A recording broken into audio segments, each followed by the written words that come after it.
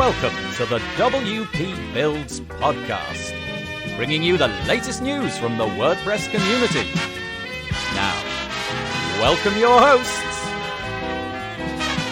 David Wormsley and Nathan Wrigley. Hello there and welcome to the WP Builds podcast. This is episode 134, entitled What Makes Us Trust WordPress Software Developers. It was published on Thursday the 27th of June 2019. My name's Nathan Wrigley from pictureandword.co.uk, a small web development agency based in the north of England, and I'll be joined later by David Wormsley from davidwormsley.com so that we can have our discussion. Just a couple of things before I do that, if I could encourage you to go over to the wpbuilds.com website and look at the menu at the top of that website. The first item I want to point your attention to is the subscribe link, and if you click on that, you're going to be able to join our newsletter. We've got two. One newsletter enables you to receive updates about the podcast, and the other letter receiving updates about any offers that we find out about on WordPress plugins, themes, etc. We'll email those straight out to you. You can also do things like join us on your favourite podcast player, so it might be Apple Podcasts or Google Podcasts. Join our Facebook group of over 2,000 WordPress professionals, all trying to figure out and help each other along the way. And then there's things like updates on Messenger and Slack. The other pages I want to point your attention to is the deals page. That's wpbuilds.com/deals. Whole bunch of offers on WordPress products. We've got 25% off this and 30% off that. So basically, if you're looking for a particular product, go and check that page out because we might very well have it, even though it's not Black Friday. Another page to mention is wpbuilds.com/contribute. If you'd like to come on the podcast and join me and share some things that you think you've done, something that you've achieved, something that you're proud of, I will happily put it on our website so that you can teach other people some of the things that you yourself have been struggling with. Also, if you use the webinars link, you'll be taken to a page showing the webinars that we have done, lots and lots of those, and the webinars that we have still yet to do. So up and coming, we've got UX for Everyone, speed up your design process with UX, that's with Peach Neri. And also we've got a podcasting one. So Craig Hewitt owns a platform called Castos, which actually powers the WP Builds website, and he's introduced a new feature which transcribes your audio into text. So he's going to be coming on showing us how that works as well. So if you feel like coming on and joining us, please feel free to do that. If you go to the giveaways link, you'll be taken to a page where our competitions are. We've only got one at the moment. It's from Adam Lacey, his Split Hero platform. He's offering to give away 4 different prizes there. So if you're into A/B testing, go and check that one out and see if you can win that competition. And the very last one I want to mention today is wpbuilds.com/advertise. If you would like your product or service mentioning on the WP Builds podcast, get your theme, your plugin in front of a wider audience. And they sound a bit like this. Do you use a page builder to create your websites? The Page Builder framework is a mobile responsive and lightning fast WordPress theme that works with Beaver Builder, Elementor, Breezy and other page builders. With its endless customization options in the WordPress customizer, it's the perfect fit for you or your agency. Go to wp-pagebuilderframework.com today. And we thank our sponsors for their support of the WP Builds podcast. I was actually in WordCamp Europe in Berlin over the weekend, and I was very lucky enough to meet David von Gries, the developer of the Page Builder framework, amongst many other people who were there. It was very nice to meet him and strike up a real-world friendship. Just one other thing before we get stuck right into the podcast. We do have a news section which we do live in our Facebook group on a Monday at 2 o'clock. This week it was over to Tuesday because of the fact that I was in WordCamp Europe, but do join us for that in our Facebook group, 2 p.m. UK time on a Monday. Right, let's get stuck into this week's topic. It's entitled What Makes Us Trust WordPress Software Developers. We go right into the weeds of all of the different metrics that David and I use before we go out buying plugins and themes and so on. Some of them are obvious, some of them less so, but I think it's important to build up some level of trust before you go out and purchasing things, because I think we've probably all been burned in the past. Most of this is inspired by David and the thoughts that he's had in the past, so here we go. I hope you enjoy it. This discussion we're calling What Makes Us Trust WordPress Software Developers. So Nathan and I proudly acknowledge that we're implementers. Our coding skills don't stretch as far as us building any serious software solutions, and our client budgets don't really stretch that far either. So we're really dependent on WordPress developers for their themes and plugins. So we haven't really talked about the sort of trust that we put in those developers, because we do depend on them. I have such a different sort of heritage from you on this, because obviously, you know, as I've discussed many times, until it's probably about 4 years ago now. I keep saying 2, but it's maybe 4 or 5, something like that I came to WordPress. Prior to that, I was using Drupal and their modules. You don't really pay anything. You just use the module because it's free and open source. And so you have this sort of expectation that it might work. And if it does, that's fabulous. And if it doesn't work, you move on and you try something else, or you tinker with the code a little bit, or, you know, file a support ticket or something. So this whole notion of having to trust a particular person was not so much the case over there. So when I came, I hadn't really come across this notion before of, you know, trying to trust a particular plugin developer or plugin company. So it was all very new to me. And then when we got started on this podcast, you at some point talked with me, whether it was on the podcast, I don't remember, about this sort of due diligence that you go through. You know, when you come across a new plugin, you have like a little checklist of things that you go through. And kind of that's what this episode is about, I suppose. Yeah. Well, you know, I wish I kind of lived up to what I said, because I think there is a distinction sometimes when I know I'm going to really depend on it, and clients are. Now I've had to get much more professional because I want a long-term relationship with clients. I get smart when it comes to the really essential stuff. But I think just like everybody else, marketing really influences me on all of the kind of periphery stuff, the stuff that I can probably change out easily. Yeah, I guess we're all going to be suckered in by some things, aren't we? There's going to be certain bits that our psychology draws us in on. But we've made, we had quite a long chat actually before we recorded this episode, and we've made quite a long list of the sort of notions, the things that we think enable us or disable us to trust software developers. So if you are a software developer, this, you know, literally this is not aimed at anyone. And if you come away thinking, I'm sure that conversation was about me, it really wasn't. But if you are a developer, it might be interesting to listen to this one from the point of view of us, users of your stuff, because I suppose as a developer, it's quite easy to just sort of get lost in the code and lose sight of what people like us, your customers, are doing. On the other hand, maybe you're very focused on this, but should we go through it? Perhaps just go through it in order. What do you think? Nathan, before we go on, I want to ask you, because I've never asked you this before, how did you trust the Drupal software?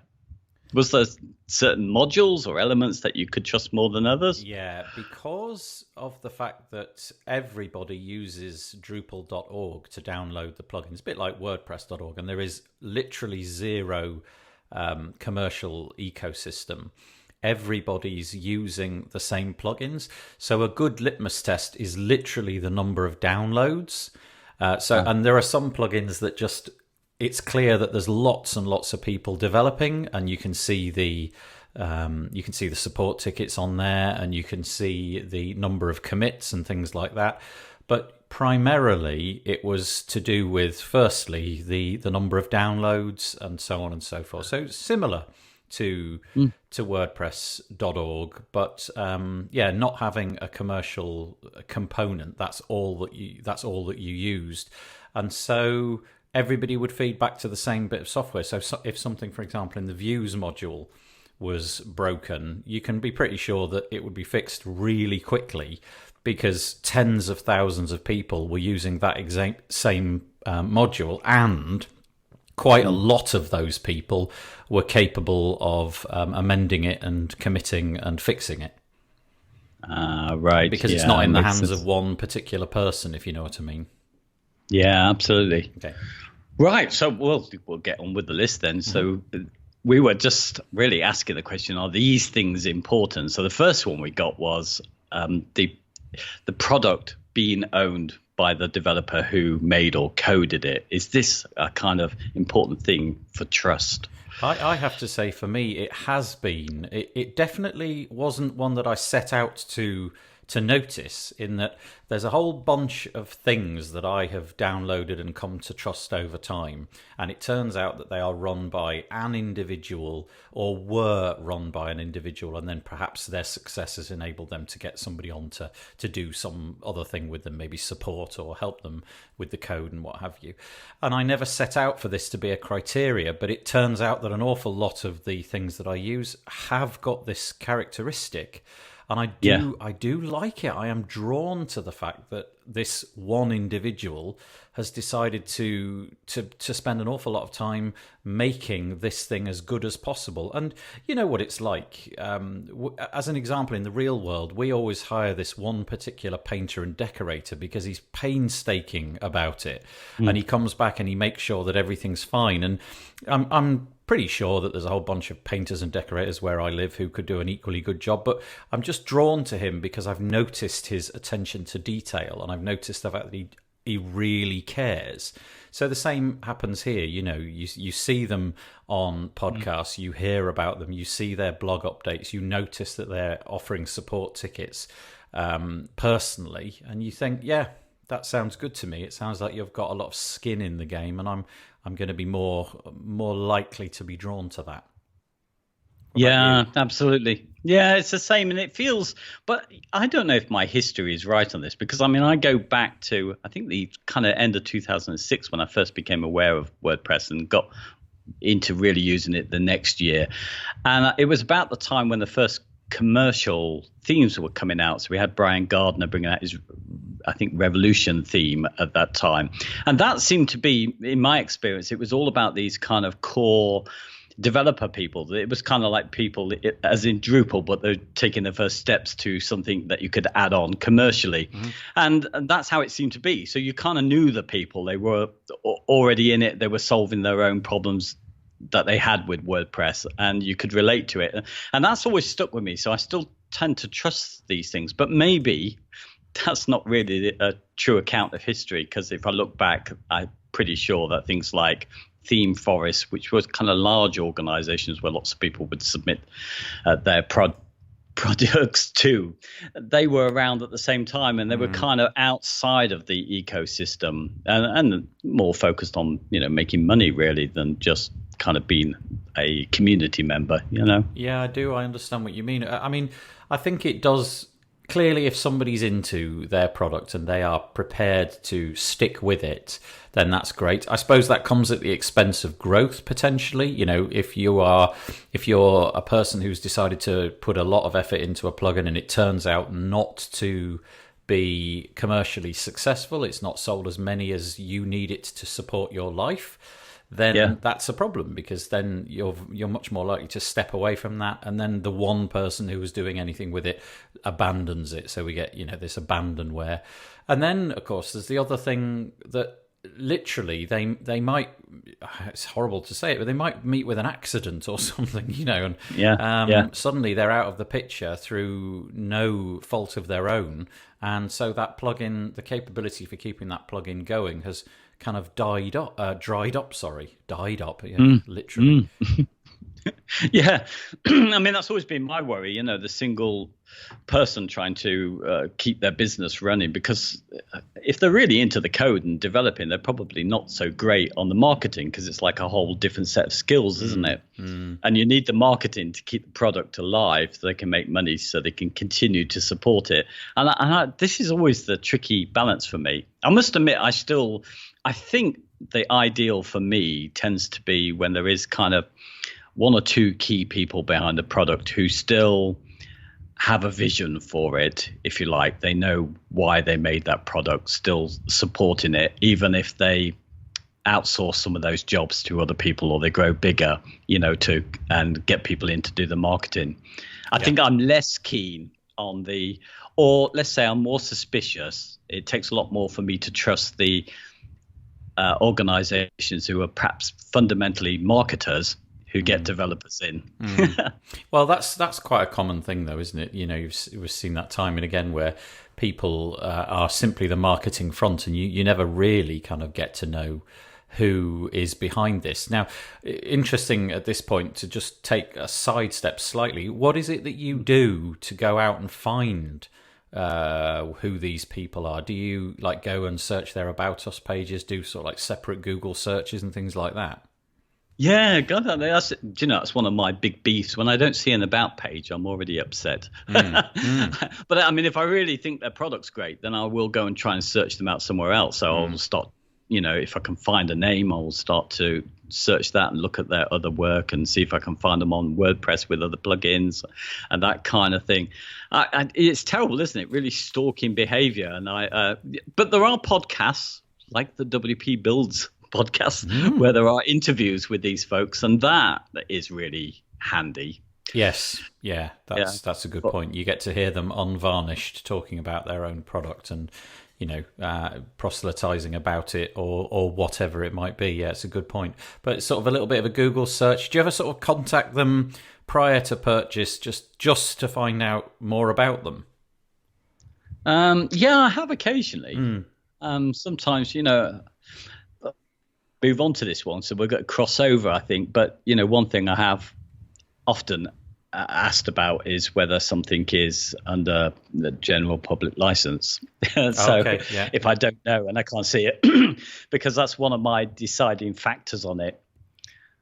So yeah, I've done that a few times, but that's probably about it. Yeah, I must admit I'm far less I don't know what it is. I don't go through that process quite so much. I think really I'm much more reliant, and we'll come on to this a little bit later, I'm much more reliant on my peers to give me some good advice. So, well, you're a perfect example. I kind of have got to the point where I trust what you say, which is, ridiculous. Oh, dear God. Yeah. But people like you who I've understand have gone through these processes before, I kind of trust what you say, and so I've kind of outsourced my due diligence to you. Oh dear. I must admit, I mean, sticking with the first sort of thing, I've always not quite had an opinion on these different companies. So companies that have a lot of plugins that they do. So, somebody manages that and they basically find niches, don't they, and fill those. So we've got iThemes and we've got WP Dev, those kind of big houses of plugins. And I've never been attracted to those, but you can see the model. It makes a lot of sense, doesn't it, in a way? Yeah, if you can. I suppose this is all about growth, isn't it? And at some point you've got to begin. So at what point would you be satisfied that this person's history is suitable? So, let's say, for example, that a new plugin pops up tomorrow from an 18-year-old developer. He's got no history. He's got no Twitter record. You can't find him on WordPress.org because there's nothing there. And yet the product seems to be good. I suppose at the end of the day, all you've got at that point is reaching out to them, maybe hope that they appear on podcasts. If you were technically minded, you could, I suppose, download it and review the source code and refund it on the 14-day money-back guarantee and all that kind of stuff. There are ways of doing it. But yeah, as these companies grow and they morph into bigger companies, you mentioned iThemes and things where they've diversified and done lots of other things. Yeah, it's just a different model. I tend to find myself working with companies that seem to just do one or two things and try to concentrate on those. That just seems to be the way it's worked out for me. Yeah, I think that's always my preference. It is nice if you just know that there is somebody and they've got a set of values over where their product's going. Yep. I think that's another thing that I fear the most, is not knowing where a product that I buy for a particular reason. That's, I think, where my trust issues came in, is because I made that mistake very early on. I think I may have spoken about this before, but we had a shop and we then moved it to WooCommerce when it came out, and there was a great theme forest theme that I got, really, really popular. And it just did the job for me really, really quickly. And it just went wrong for me because it was really heavy and it was really popular, and people asked for lots more stuff to get added to it, and it got heavier and heavier, and I had to abandon it after a long time and revert to Genesis, which was very basic and required me to do a lot of work. And that's really where that one incident has really changed how I view things, because I want to make sure that the product's pretty much going to be the same product that I bought in the first place. Yeah, upon updating on a daily basis, I basically go into, my updating app, which I use, which is MainWP, and I update things pretty much on a daily basis. And you see the list of plugins up there, and you do think, I'm really putting a lot of trust in these people, because when I click this update button, I'm just hoping that there's no extra work suddenly generated by what you've done. And so having that trust, having that knowledge, having that understanding of the history of this particular person or small company or large company, whatever it might be, is crucial. Yeah. Okay, shall we move on to the next one? Yeah, no, there was just one thing I wanted to add on to that. I think that's one of the attractions with knowing the one person behind the product who feels that the responsibility of those updates rests on their shoulders. Yes, very good point. Yeah, and I think that's the problem when it's sort of more diluted amongst lots of developers. No one has that sort of feeling that they are singly responsible for what goes out. Yeah, I mean, we've all come across plugins that have just become unmaintained. You've all seen them in WordPress.org. You've probably bought commercial plugins that seem to go away, and we don't really know the reason that has happened, but it does just create work, whatever the reason is, whether it was legitimate or just laziness.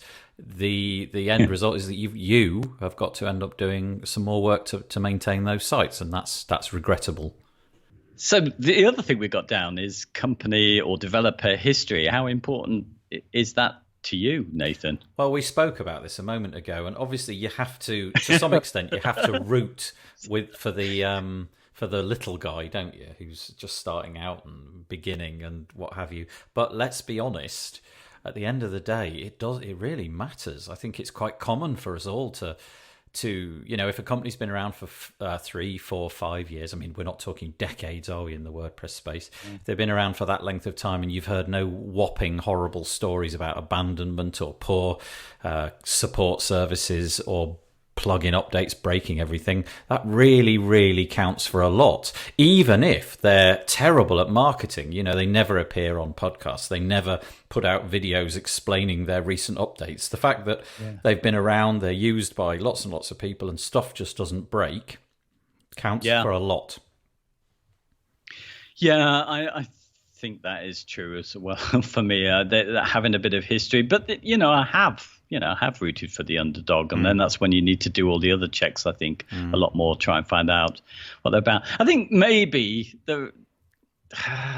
is there a possibility, do you think, where having a longer history may be not such a good thing? So, let's put it like this. So a marketing executive who's, had a 50-year career or something may not be the greatest marketer around these days, as everything was completely disrupted by the internet and all the rules of marketing changed. Do you think that could be possible with plugin developers? I'm sure it's possible, in the sense that, there's these new technologies, React and various things that come along and ostensibly speed things up. So if the next generation are developing on a different software stack and it's palpably faster and it's capable of doing things quicker and they can iterate faster and put out new versions with less effort, I'm sure that makes a difference. I suppose it's one of those sort of like long burn things.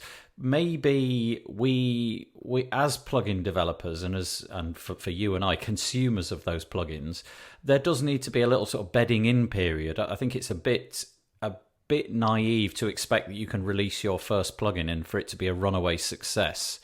I would imagine that most people doing what you and I do for a living are going to have some level of skepticism, and even if you're not actively creating a list and ticking off the boxes to ensure that it complies with your company's requirements or your business's requirements, on some level you're going to be saying, I don't know about this, it all looks a bit new and flashy and what have you. I'll come back to it in a couple of years, I'll come back to it in a year and see if it's any good. And I suppose plugin developers, you've got to have a little bit of that in you. You've got to think, I'm not going to go into the market and storm the whole thing. Of course, it happens, definitely happens. Yes. But maybe that's just part and parcel of the job. You wouldn't walk, for example, into, I don't know, an accountancy firm and expect to be a director very, very rapidly. It's a long thing. You're going to be there for many years, chugging it out, hoping to gain credibility and not make too many mistakes, and eventually be rewarded by that prize that you're after. And maybe the same for sort of plugin developers. Maybe success comes through all of the things that we mentioned: longevity, not messing everything up, not breaking things, and offering good support over the years. Yeah. Yes, I think you're right on that.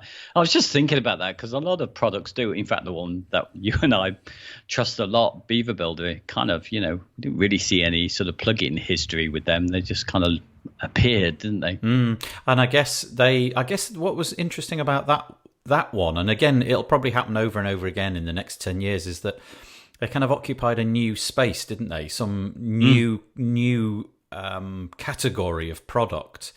Whereas a lot of the plugins that I use, they're not really, what's the word? They're not sort of claiming a beachhead. They're not starting something that's never been done before. Very often it's like a minor thing. They're copying the functionality of another plugin, doing something very, very similar, but trying to do it in a different way.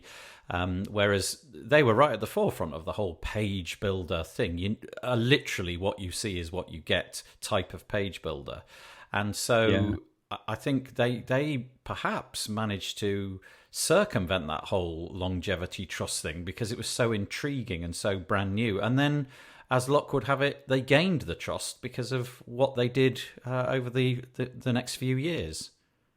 Yeah. I always find them fascinating because they break a lot of the rules, for me, when I'm checking people up. But I still went with them. I don't know what it is that led me to trust them. I think it was just really their appearances and what they said about how they saw their job in the space sort of really clicked with me. But next one was, do they have to be fully committed to WordPress as a company? Is that important to us? Do you want to go with that one first, and then I'll give my opinion after you? Yeah. Okay. Well, I'm kind of sensitive to this, particularly with the licensing. So I decided it has to be GPL, but that's really all about covering my own arse because, I want clients to believe that I'm building their site, even though I'm an implementer, and that they kind of own their site. So I just want to be sure that I can say that code is yours. We did build it. It belongs to you. So I don't want any kind of proprietary code in any of my builds. So that one thing is quite important to me. But I find it really reassuring if I see that they're trying to contribute to core, getting involved in community events. Yep. I sort of took that question in a slightly different direction. When I was thinking about that, I was literally thinking, because the question that you posed read, do they have to be fully committed, a fully committed WordPress company? I took that to mean, is that all that they do? In other words, are they only producing WordPress products? So if I go to their website, can I see that they're producing, let's say, things for Joomla or Magento in addition to that? And in answer to that question, I thought it didn't really matter if they were producing for other software platforms. If you understand PHP and JavaScript and all that, and you've spent the time as a company upskilling in all of those different platforms, I thought that was fine. But then again, I also said, actually, I think on some level it would sway me if I can see that you've committed to WordPress and that's all that you do. You could definitely wear that as a badge of honor and say, we are proudly a WordPress company. That is what we're committed to. Every effort to push WordPress forward. I'm definitely persuaded by that argument as well. And seeing things like we donate one of our developers 2 hours a week to commit to core. Well, that's just icing on the cake, isn't it? They're helping everybody, and I do love to see that. And I know that lots of the companies that I buy things from have that commitment. Maybe not on a weekly basis, but they do push some of their profits towards WordPress, and that's admirable, I think, in every way. Yeah, I really like that. And there is also a kind of business philosophy, isn't there, with going into WordPress? We're going into open source, isn't there? There's a different outlook to business with Yeah. it, because in theory, GPL shouldn't work. Yes. Everybody should be stealing the stuff and then making as much money out of it. So I kind of like it when companies have gone with the whole ethos of WordPress. Yeah. I'm not even sure if WordPress is going with its own ethos at the Well, moment. But yeah, we're in interesting times, aren't we? Shall we say? But to your point of is the code available for anybody? I think that's important. I think having code which is GPL compatible is good. Have I used non-GPL compatible code? Excuse me, I'm sure I have. Will I in the future? I'm sure I will. But that doesn't stop me admiring it. Yeah, exactly. Do you actually go and check this thing? Because I actually do it. I do go in if I've got a plugin and go and check that the license is in the plugin. I think I'm in a minority in doing that. Yeah, I think you probably are. I have done that there, but more out of I've got nothing else to do kind of thing. It's not it's not right at the top of my mind. But again, like I said, I am listening to people like you and watching videos from people like you and kind of drawing assumptions that if you're talking about it, then I can trust that due diligence has been done by you. Again, outsourcing my brain, but no, not particularly. Should I? Yes, I probably should because it benefits. But no, it's not. In all honesty, something that I spend my time doing. No, I don't think we do, and it's long. I was a long time doing this before I looked. Really, I think it was. Again, it's arse covering in a way we should do, shouldn't we? Yes. I guess if we have to make contracts with clients Yep. about ownership, we probably need to know what we do own. Yeah, and that obligation at the end when you hand things over to explain clearly, right? You need to go and buy this license, please, because it's not covered. For me to have given it to you, the one that I was working on is mine, and you must go and purchase another one. That's an important conversation to have, and probably easy to forget. Yeah, absolutely. Okay. So, the next one we got down here, we'll probably misinterpret this as well. Do we need a story behind the product? So what I was trying to say with this one, it was, does that sway us? Or do we trust people if they've got an interesting backstory? As in X Factor. It kind of feels to me like this is talking about, I'm scratching my own itch. In other words, yes. I was playing with WordPress one day. I was doing something for my company and I suddenly realized I needed a tool to do this. And so I went out and built it. Those kind of stories. Yeah, I like them. They speak to me because then everything is born out of a need and an interest as opposed to an economic need and interest, which I think are two quite different things. Obviously, it's semantic to say the least, but I do like that. I like the fact that this person has invested an awful lot of time into something to solve a problem that they had. Kind of makes me feel that they've got a bit of skin in the game, but that's probably where it ends. Yeah, well, again, it's a persuader for me. But the only problem is, I think, is that people who are doing copycats probably know that this is a persuader and will copycat the same story as well. Yeah, that's a perfect example, though. The whole copycat thing. That's an example of not really having any skin in the game apart from the economics of it. You've worked out that this product is very successful, so you're going to release a variation of it, not significantly better, possibly not significantly worse, but just to disrupt and grab a bit of that market share. I don't know. I'm being churlish, I think, but yeah, I like it when there's a story. Yeah, so do I, and particularly if it relates to what I'm doing, then I feel we're kindred spirits and we're on the same side, and that makes me. But I have to confess, when it comes to this, I've also bought kind of copycat products, particularly SaaS stuff, because if that product isn't kind of a fundamental part of my business and I'm only going to spend so much money, as I expect I'm not going to use it much on client work, I end up going on because of lifetime deals or lower costs, I'll end up going for a copycat. So, well, we'll come to that a little bit later. Further down the list, we've got this idea of fear of missing out. So we'll come to that because I think that fits in perfectly in that little area. So the next one is do we just make sure I haven't missed one out? Yeah, here we go. Do we need to know the product's target audience? Now, I'm going to let you take this one because I don't really have a too much of an opinion on this. Yeah, well, I guess when I was writing this, I've already got my own answer, which is something I'm really conscious about is the kind of attitudes to the development of a product. So I think there are two different types of products out there and lots of people in between, but there are those that are adding lots and lots of new features all the time because that's what people often ask for. And then there's those type of products which I've tended to be attracted to, which are fearful of technical debt. So they only want to put in as little as possible and keep them stable. Mm-hmm. So I think for me, it's often very important to know who they're aiming it for. So if the likelihood is if they're putting lots more stuff in, it's probably aimed more at perhaps new people who want an all-in-one solution, perhaps more towards DIYers than pros. Mm. I could be wrong, but that's kind of my thing. That's why I like to know who they think they're aiming for. Are they aiming for small freelancers or agencies like I associate with, or are they trying to make their product for the general public, a much wider audience? I took this question to mean, what does their roadmap look like? Which is probably taking it off in a bit of a tangent, but the question was, do we need to know the product's target audience? I was thinking about this from the point of view of where are they going with this in the future? What audience are they trying to satisfy in the future? And I kind of really like a pretty minimal roadmap. It's really interesting to me when you see a lot of software launched.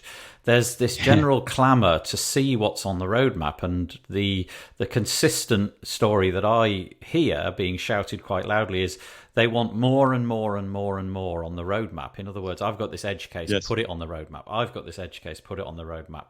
And I want the opposite. I want the roadmap to be really serious and small. So in other words, we're going to deal with these absolute must-have items. And these other things, sure enough, we'll put them on the roadmap if we really must, but they're not going in the same column as the serious stuff. They're going into okay, if there's time, we'll get to this. But for me, it has to be about stability, making sure the roadmap caters to that target audience, satisfies them, is rock solid and minimal. Yeah, absolutely. Well, that's exactly where I'm at. I think, roadmaps are a great way of kind of selling a promise of whether, where it will go. So you're kind of promising ahead, aren't you, of being able to deliver something. And I think there's a real pressure for people to create those roadmaps to get those initial sales, which they'll need to keep the product going. Oh, absolutely. What a pressure. Yeah, if you're a product, if you're launching a product, it must be irresistible almost to say yes to everybody, because you wish to generate sales, and that's the primary goal, right? Certainly at the beginning, support isn't so much of an issue. It's more about just getting people on board. And if it's easy to write in that box, I'm thinking about a Kanban board like Trello or something easy to write. Okay, we'll add Zapier or we'll add an extra field to this plugin or whatever it might be. Easy to add those things in, but then hard to live up to. Technical debt that you talked about, it makes it problematic, and I suppose I like to see it when people kind of wrestle that back and sort of say, look, this is not where we're going with this. We can't have everything, otherwise we'll be nothing. We'll just be constantly trying to patch things as they go wrong in the future. I know. There's a terrible balance there, I think, between technical debt and product stagnation as well, because you have to keep, moving it forward as well, because new requirements are there, your audience change. But I like it when it's very rare to see that a product will actually kind of honestly answer who their target audience are, because they're likely to sort of say who they're likely to attract. So I think there's a tendency these days in the WordPress market, knowing that most people will want the pro tools, even if they're not a pro, to say that their tools are always aimed at the pros. Yeah. So I have a lot of sympathy for developers on this one, because the clamour of the crowd must be enormously persuasive. And probably the developers know very well that it's not a great idea to put all this stuff in, but yet it might lead to more sales because the promise is there. So lots of sympathy, and I don't have an answer for that. I just know where I come from on that one. Yeah, there are. I mean, I think there are some products. So page builders, they're pretty much the same in what they can do. But I think something like Thrive Architect, it very much is niching down on the marketers. And I think, so that's great. And I think it probably attracts those people. So it's probably an example of somebody who does have a target audience. So I do try and look out for that. Yeah. I think it's in them. It's in the small conversations people have on perhaps podcasts. Yeah, no, but that's a good point. And they've learnt through many years that they're the audience that they're going to satisfy best, and so they're going to put on the roadmap the things which satisfy the audience best. But probably took them a long time to get there, and it required them to be profitable in the meantime, and so on and so forth. Yeah. So the next one, is personality a factor? Ooh. I don't care. No, really, simple as that. Yeah. I've put here that I think it's actually quite crucial. I suppose I've got to be careful what I say here. I don't mean that you have a similar personality to me, or that you say the right words, or you have a magnetic personality. What I mean by this is, like we spoke about a moment ago, if you demonstrate through your actions, not that you're great on a podcast or good on YouTube or whatever, but if you demonstrate through your actions that your personality is one of, I don't know, support the product that you've created, keep it updated, do things in a timely manner, test things thoroughly with beta testers before. That's where I was going with personality. But regarding whether or not they're good at public speaking and all that kind of stuff, no, that doesn't matter to me in the slightest. Yeah, and I was joking really, because it does actually matter a lot to me, because I think, hearing people and just describing their view of the world does help you understand how they might treat their products. I guess it's how I do tend to feel that how they kind of treat people and behave and talk is an indicator of how they might treat their business and their customers as well. Yeah. So I really do tune into that, and I kind of do. I am attracted to the quite moderate, as we both are, stable type people. No, I think you're right. Whether the bigger personalities scare me a little bit. You might be in for a really interesting ride with their product, and it might be very. It's a great way of describing it. In for an interesting ride. We are going to have to speed up, I think, otherwise this episode's going to just go on for like an hour.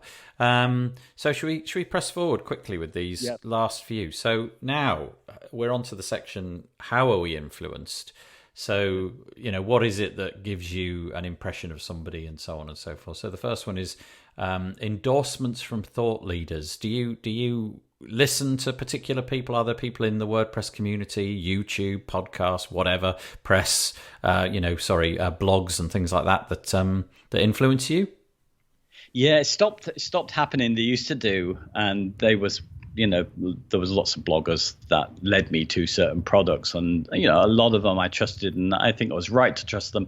These days I don't. I try and rely on myself a lot more now. But I do think there's a lot more marketing going on, and there's a lot more voices out there, and because we're now partly in the public eye, that you realize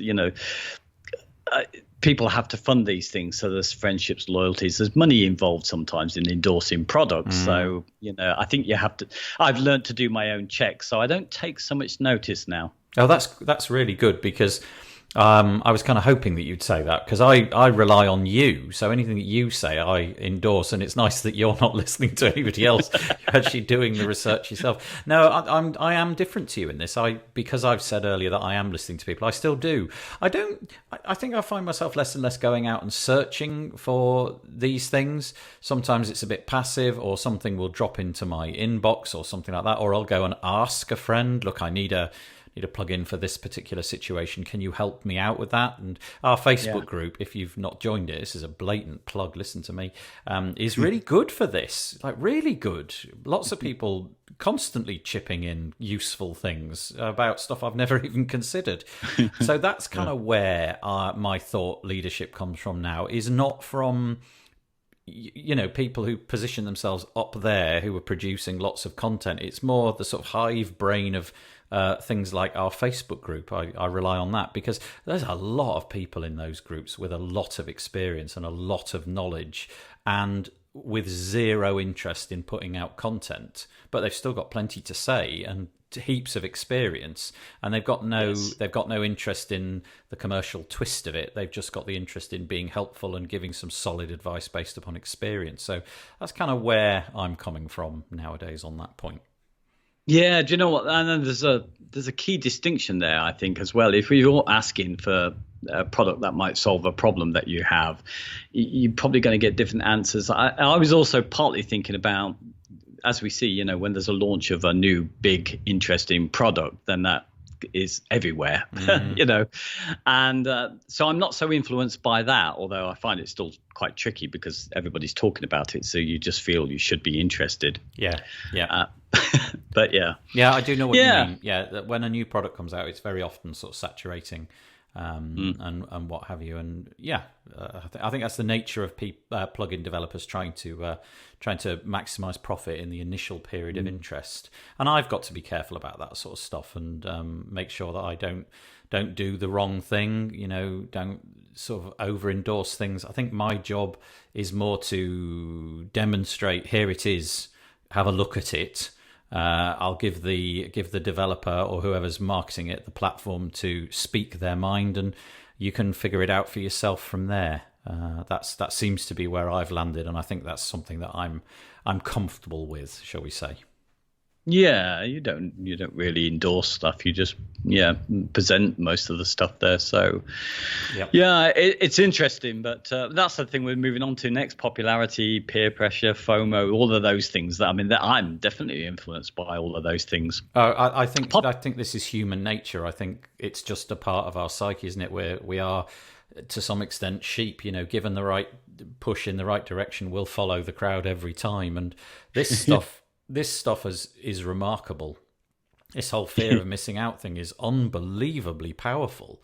Yes. I, as far as I know, it only got named, a handful of years ago. And as soon as somebody named it, I was like, oh, that's what it is. That really is it. What am I doing? But I agree. Peer pressure. So, okay, three things we got. Popularity, definitely. If something's popular, I kind of have the assumption that it's popular for a reason. If 1 million people are using a plugin and it's got like a 5-star review on WordPress.org, that must mean something, unless somebody has really gamed the system. Peer pressure, not so much peer pressure, but peer advice. I'll definitely take my peers' advice, but not so much, listen, you should get this. It's more, what should I buy for this problem? Oh, here's a bunch of answers. I'll go and figure it out for myself. And fear of missing out, yes, but I think that's losing its impact on me as I've noticed what it is. Yeah, I think same here with that one. Popularity, though, is one that I question a lot because you used to rely on that, and it can have great 5-star reviews. But again, it could be very popular, but I don't think what we do is necessarily that popular. So, if we need very stable pro tools, that's probably we're in the minority amongst the people who will buy WordPress stuff. Interesting and valid. Yes. Okay. Yeah. Good point. So majority might be DIYers and hobbyists or new starters or something. So the popularity might be amongst the wrong people. As always, David, a nice little gem. I hadn't really thought about it from that angle, and that is interesting. Yeah. If it's got 1 million reviews, it must be being used by an awful lot of people who don't necessarily... I don't know if what I was about to say might not be true, so I'm going to shut up. Well, but we're in a market, and markets always have boom and bust as well. So you might just be the last in while it was at its height of its popularity before. No, there's another episode just in there. So it's still a tricky one, isn't it? But yeah, FOMO, definitely. Flipping lifetime deals. Stop it with those. Yes. Yeah, amazing, absolutely amazing. The capacity for those lifetime deals to have sucked me in, but I'm getting a lot better. I don't know what it is. I've become more self-critical. I actually look at it, and in the past, I had much more of an opinion of, I could make use of that, so I'd buy it. Now it's much more, have I ever needed that? And the answer is most of the time no. And so that's my criteria now, and that seems to work for me. And I've definitely opened my wallet less and less for those kind of things as time's gone on. And then we talked about roadmaps, didn't we? This is our very last point: roadmaps, future development. I actually think we've possibly no need to say much about it because we've done it already. A minimal roadmap, which is not filled with clutter. That's what I want to see. That's serving the need of the audience. Yeah, I think so. When it's too wide, that's the thing, isn't it? A roadmap that's probably seems key, it seems natural to the progression of that product, seems fine. But when it gets too wide, that worries me. Yeah. You know, I think we've done it. I think we've cracked that one. I think that was actually quite a well planned episode, David. Congratulations to you for your comprehensive show notes. We're getting better at these, aren't we? Kind of collaborating before the episode begins and having something to say. After last week's discussion, or whenever it was, where I just don't think we had it in us. So this was a nice turnaround. I think we've come out fighting again. Well done. Yeah, we'll never know. Actually, we just talk and we have no idea how this will go down with people. Yeah, it's probably a load of rubbish whether we think it's good or not. Right, on that bombshell, I'm gonna say bye-bye, David. I'll see you soon. Bye-bye. Well, I hope you enjoyed that and got something out of it. Very, very interesting discussion. As I said, most of that was inspired by David's thoughts on the matter, so I'm grateful for him for stepping up and coming up with this week's topic. Maybe some of that chimed and made sense to you, and maybe some of it was things that you'd never thought of before and will now start to implement. The WP Builds podcast was brought to you today by WP and Up. 1 in 4 of us will be directly affected by mental health-related illness. WP and Up supports and promotes positive mental health within the WordPress community. This is achieved through mentorship, events, training, and counselling. Please help enable WP and Up by visiting wpandup.org/give. So remember that we'll have a podcast episode coming out next Thursday. We'll also have the news. I put together a very short 15-minute WordPress weekly news audio, which comes out on Monday. And then at 2 p.m, also on a Monday, 2 p.m. UK time, we discuss live with some guests in our Facebook group. We discuss that news and how we feel the last week has been. That's wpbuilds.com/Facebook. So hopefully you'll be able to join us for some of those things.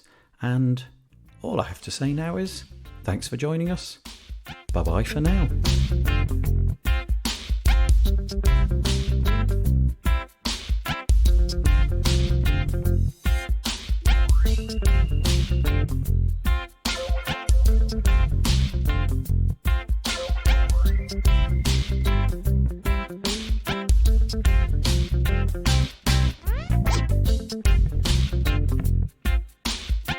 Thank you.